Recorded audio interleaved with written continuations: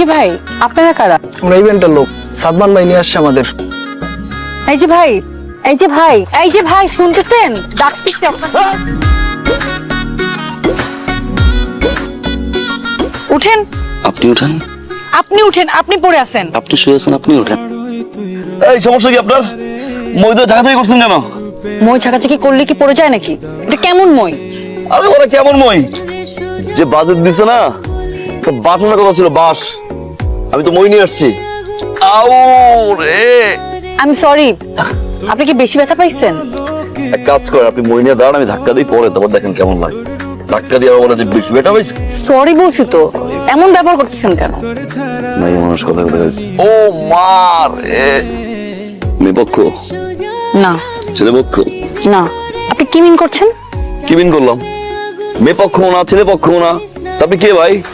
আমি তিতির, তিতির ইভেন্ট ম্যানেজমেন্টের ওনার। আর এই বিয়ের পুরো কাজ আমি পেয়েছি। তাহলে আমি কে? আমারও তো সেটাই প্রশ্ন, আপনি কে? সাদমান। আপনি সাদমান?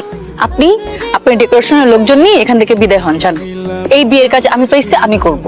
গত একদিন ধরে বিয়ের কাজ চলতেছে, হুট করে আগার থেকে টাপাস করে পরে বলতেছে বিয়ের কাজ আমি পাইছি। হে তুই সোজা গেট ফুটেন। ও ওয়েট, এখানে কি তাহলে দুটো বিয়ে হচ্ছে, তাই না? বিয়ে একটাই হচ্ছে, মামুন দীপা।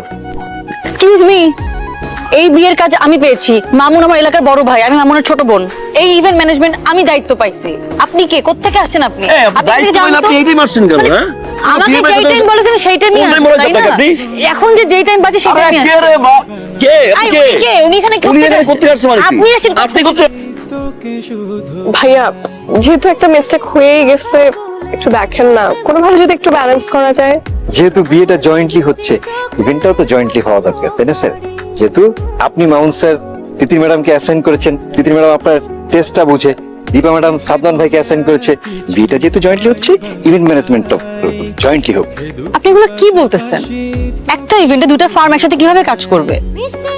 আর তাছাড়া আমার টেস্ট উনি বুঝে নাকি? তাই তো, টেস্টটা কিভাবে বুঝবো?